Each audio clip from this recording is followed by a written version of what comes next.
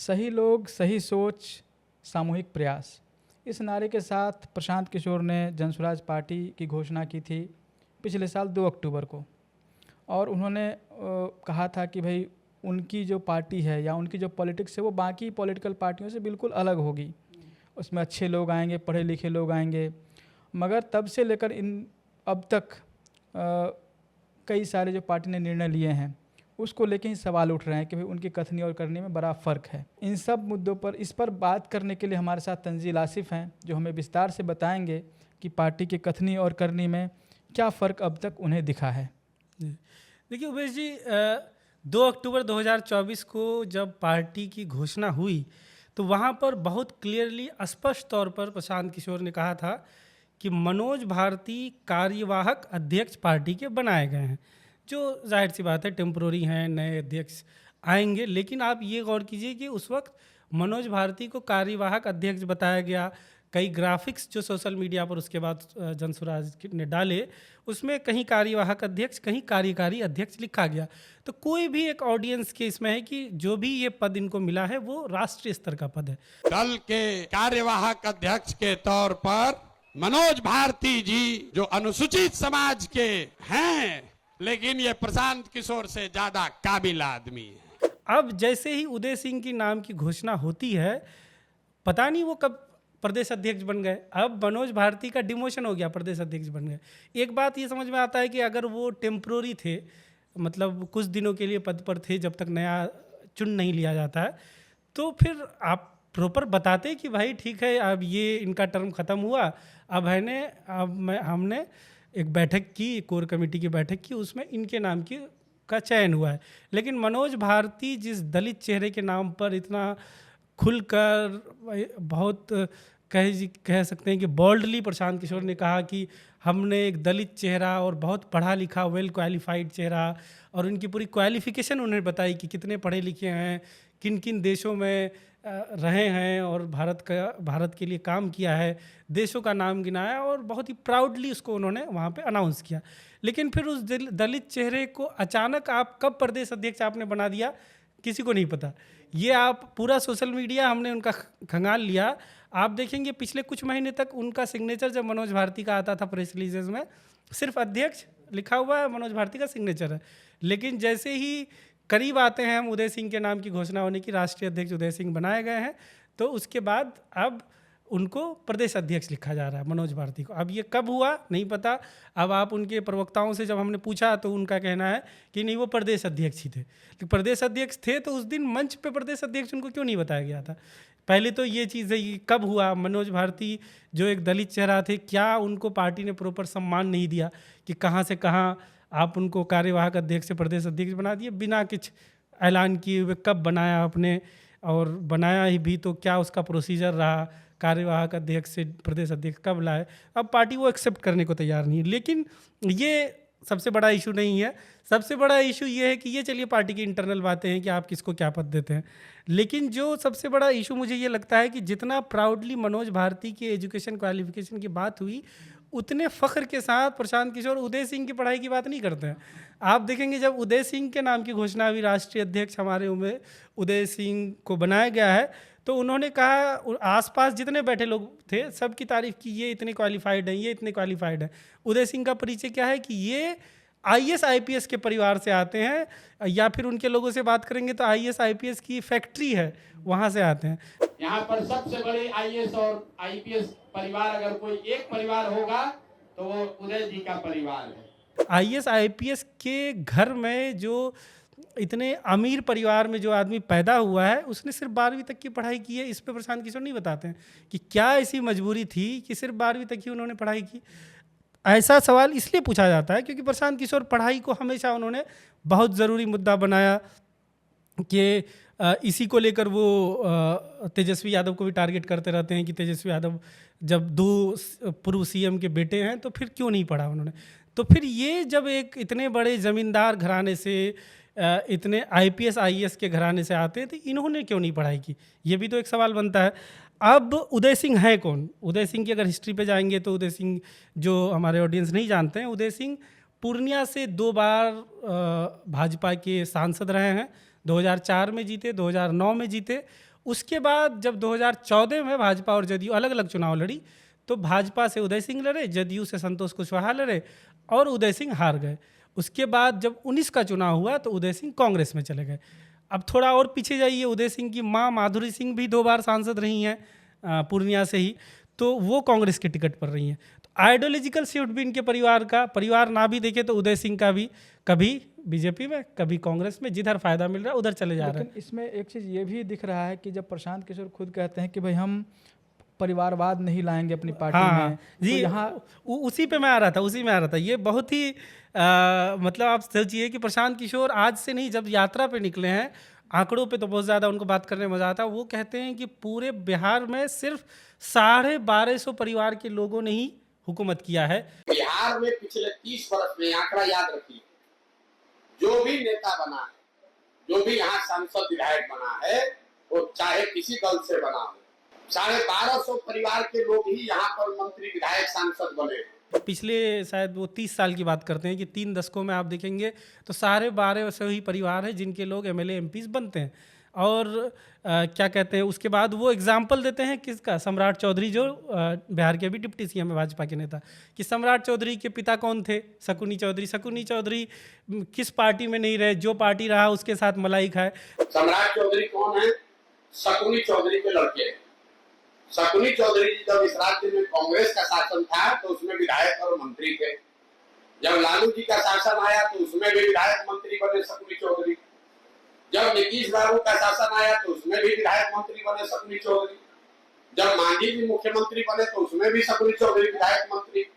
और आज जब भाजपा को राजनीति करना है तो उसको भी और कोई कुशवाहा नहीं मिला, शकुनी चौधरी का लड़का ही मिला। तो आपने जो राष्ट्रीय अध्यक्ष बनाया है आज उदय सिंह और पप्पू सिंह को, उनका भी तो वही हाल है। भाजपा के साथ भी रह के वो रहे, लेकिन जब भाजपा से हार गए तो कांग्रेस की तरफ आ गए। जिधर फायदा दिखा, उनकी माँ कांग्रेस में रही, मतलब परिवार की आइडियोलॉजी कांग्रेस की तरफ रही, इनकी आइडियोलॉजी शिफ्ट होती रही। अब ये जनसुराज में आ गए। तो प्रशांत किशोर किस मुंह से ये आंकड़ा देते हैं कि परिवार के ही कुछ ही परिवार के लोग बिहार पे हुकूमत कर रहे हैं, फिर आप उन्हीं परिवारों को आपने जाके सब कुछ सौंप दिया। इसको लेकर इंडिया टुडे के पुष्य मित्र जी ने बहुत अच्छी एक स्टोरी लिखी है, जिसमें उन्होंने ये भी बताया है कि कैसे प्रशांत किशोर ने ये भी ऐलान किया था कि जो हमारा पहला अध्यक्ष होगा वो दलित होगा, दूसरा अध्यक्ष होगा अति पिछड़ा होगा, तीसरा अध्यक्ष मुस्लिम होगा। यहाँ पे आप पहला अध्यक्ष ही बनाते हैं और पहला अध्यक्ष राजपूत है। तो ये तो बिल्कुल ही कहीं से भी मैच नहीं खा रहा। अब ये बात फिर आप उनके प्रवक्ताओं से, उनके लोगों से पूछेंगे तो आप वो चीज़ भी फिर शिफ्ट कर देते, अरे वो बात प्रदेश अध्यक्ष के लिए बोला गया था। मतलब बिना विदाउट एनी शेम वो बात को बदल देते हैं कि यहाँ से वहाँ आ गया था। जी बिल्कुल। अभी बहुत फंडिंग की बहुत बात होती है और ये भी कहा जा रहा था कि उदय सिंह की जो संगठन है, जो उनका एनजीओ है कि Joy of giving global foundation, वो जनसुराज को फंड करते हैं और उदय सिंह इसको डिनाई भी करते रहे हैं। इसकी क्या सच्चाई है? ये भी बहुत बड़ा चौंकाने वाली बात है कि पहले आप इसको भले ही प्रशांत किशोर की पार्टी कहते, लेकिन आज के दिन तो ये तय है कि ये उदय सिंह की भी पार्टी उतनी ही है जितनी प्रशांत किशोर की है। बल्कि मुझे लगता है ज़्यादा उदय सिंह की ही पार्टी है, क्योंकि उदय सिंह ने कहा है कि वो शुरू से इस पार्टी को समर्थन किया है उन्होंने। बल्कि जो पार्टी का नाम रजिस्टर हुआ तो वो पार्टी का नाम रजिस्टर भी उदय सिंह ने ही किया। पहले जो ऑन रिकॉर्ड इलेक्शन कमीशन के रिकॉर्ड में जो पहले अध्यक्ष के तौर पे जो नाम दिया गया, वो भी जो SK मिश्रा, वो इनके उदय सिंह के करीबी हैं, इनके सहयोगी हैं। अब मज़े की बात यह है कि उदय सिंह दावा करते हैं कि उन्होंने 1 पैसा जनसुराज को किसी भी तरीके से नहीं दिया है, लेकिन जनसुराज के जो कई एम्प्लॉयज़ हैं उन्होंने हमें प्रमाण भेजा, ऑन रिकॉर्ड कई लोगों ने भी हमें बताया, स्क्रीनशॉट भेजते हैं पेमेंट का, ज्वाइनिंग का लेटर हमने उन लोगों का देखा है। तो वो कहाँ के एम्प्लॉय हैं?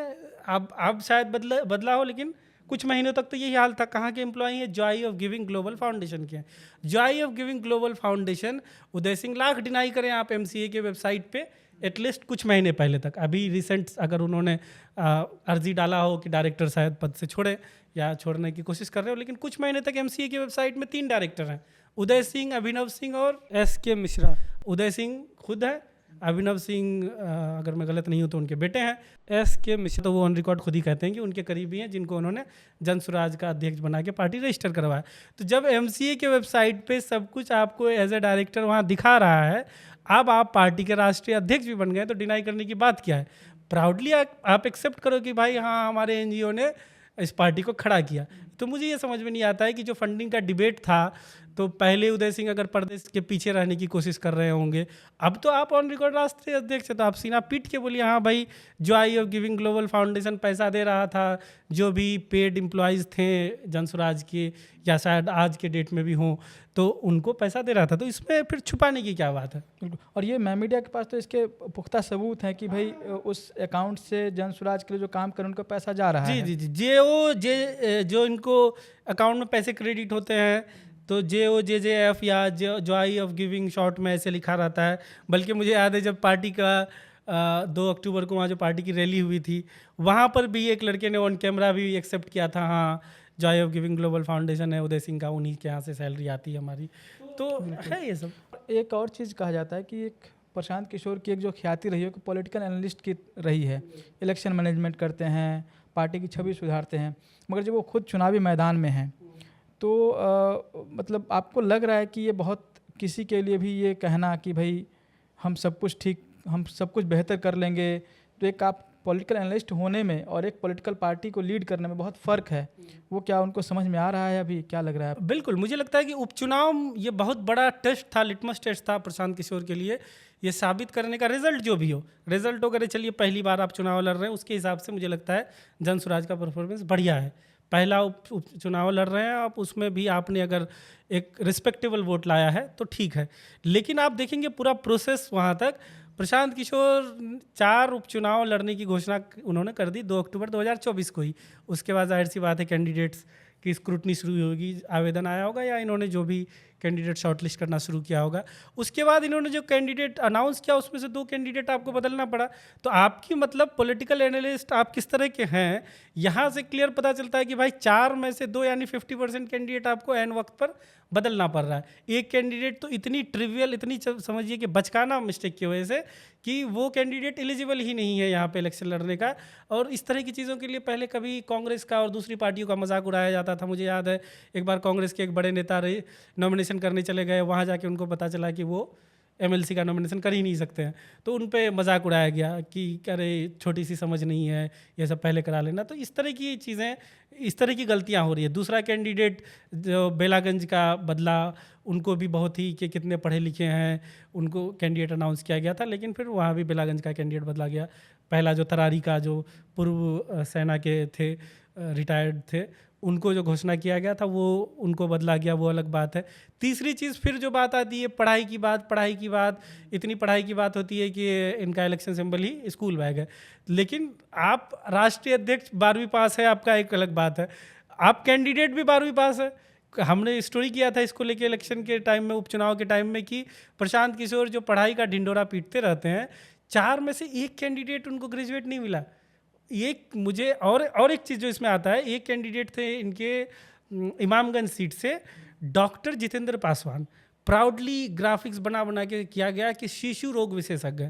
हमने कुछ नहीं किया, उनके एफिडेविट से उनका फ़ोन नंबर उठाया, उनको कॉल किया कि सर आप शिशु रोग विशेषज्ञ हैं, तो आपने MBBS कहाँ से किया है? वो चौंक गए, मैंने MBBS नहीं किया है। तो MBBS नहीं किया तो शिशु रोग विशेषज्ञ बन कैसे गए? मतलब एक झोला छाप डॉक्टर को ये शिशु रोग विशेषज्ञ करके उनकी मार्केटिंग कर रहे थे। पढ़ाई की बात और स्कूल बैग सिंबल बना लेना, ये बात, अब मैं जो एक फ़नी तरीके से ये बात है कि इनको तो सबसे पहले वो स्कूल बैग अपने राष्ट्रीय अध्यक्ष को पहनाना चाहिए कि भाई 12th तो आपने कर लिया, ग्रेजुएशन का कोई उम्र है नहीं, तो आगे की पढ़ाई भी कंटिन्यू कीजिए। जब आप पढ़ाई को इतना फोकस कर ही रहे हैं तो आप फिर क्यों नहीं कंटिन्यू कर रहे हैं? और आपराधिक मामले भी थे उनमें से कई कैंडिडेट के खिलाफ। आपराधिक मामला तो एक बहुत एक बड़ा डिबेट है, क्योंकि आपराधिक मामले हर तरफ के कैंडिडेट्स के तरफ हैं। लेकिन ये है कि क्योंकि आप होलियर देन दाव बनने की कोशिश कर रहे हैं, आप और लोगों से बेहतर बनने की कोशिश कर रहे हैं, तो वो भी आप क्यों नहीं उस पर नज़र रख रहे हैं। लेकिन इसमें ज़्यादातर पार्टियों का एक्सक्यूज़ ये आता है कि कोई भी एक्टिविस्ट होता है तो उस पर किसी ना किसी तरह का कोई दुश्मनी पे केस कर ही देता है, तो उसको हम थोड़ा अगर साइड भी करके चलते हैं। लेकिन जो चीज़ में कोई एक्सक्यूज़ आप नहीं लेना चाहते हैं कि पढ़ाई का हो, अच्छे बैकग्राउंड से हो, उन चीज़ों पे आप फिर क्यों इस तरीके से आप इतनी जल्दी जो है बदलाव, अपना स्टैंड बदलते जा रहे हैं। अब जैसे कैंडिडेट बदला गया, उससे तो लगता है कि ग्राउंड पे इनका कोई पकड़ ही नहीं है, कैसे आपने किस कैंडिडेट को चुन लिया जिनके बारे में इतनी बड़ी मैकेनिज्म, पूरा आपकी टीम है, हर जगह सर्वे करती है, लेकिन उस टीम ने एक बेसिक क्वेश्चन उनसे नहीं पूछा कि आप वोटर कहाँ के हैं, आप एलिजिबल हैं कि नहीं, और दूसरा जो बेलागंज वाला बदला गया, तो उन पे इन्होंने किस तरह का फील्ड का रिसर्च किया कि वो कैंडिडेट भी लास्ट में बदलना पड़ा। और तरारी का जो कैंडिडेट था वो तो खैर मुझे लगता है शायद एलिजिबल ही नहीं था नॉमिनेशन के लिए, इसलिए बदला गया। तो आप क्या रिसर्च कर रहे हैं? इतनी बड़ी टीम पीपीटी बना रही है, प्रेजेंटेशन बना रही है, ईमेल पे ईमेल खेला जा रहा है, लेकिन फिर इस तरह की चीज़ें हो रही है कि 4 में से आपको 4 कैंडिडेट भी आप सही से नहीं चुन पा रहे हैं। जो नाम अनाउंस किया वही चुनाव लड़े, ये भी आप अगर तय नहीं कर पा रहे हैं, तो फिर तो ये पॉलिटिकल एनालिस्ट दूसरों के लिए ही बेहतर है कि आप बनी बनाई पार्टी को सुझाव ज़रूर दे सकते हैं जिनकी पूरी कैडर बेस है, अपने लिए आप कर नहीं पा रहे हैं। बिल्कुल, और ये सारे सवाल रिलेवेंट है और हम लोग चाहते हैं कि प्रशांत किशोर से पूछें, क्यों नहीं पूछ पा रहे हैं आप प्रशांत किशोर से इस तरह के सवाल?